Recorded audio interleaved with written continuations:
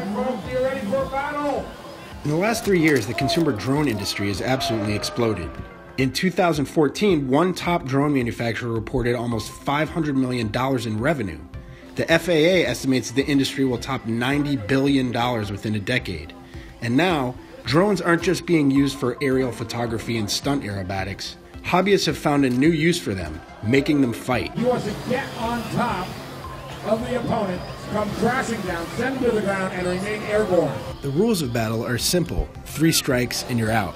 Each drone starts with 3 points, and once they hit 0, they're gone. Every time a drone crashes into the ground or gets tangled in the net, it loses a point. If both drones crash, which happens a lot, it's a push, and no points are taken away. And once a drone gets tangled or grounded, the operator has 90 seconds to fix it and get it back up in the air. But you should never try to do this with your $1,000 DJI Phantom or 3DR Solo. The UAVs that compete in this game of drones are custom built for battle. They have durable polymer airframes, easily swappable propellers, and fast access to their internal components, so they can be quickly fixed during a battle. GameOfDrones.com sells a complete kit for around $400. I read online about battling drones, and when I saw that, I was like, I have to. So I drove all night with no sleep to battle at 10 o'clock in the morning, and I bought 10 of these. I just love everything about it. Now, I'll tell you, I've never been hurt in a cage. These are big enough, you see them coming, they don't move fast enough always, so it's easy to get out of the way.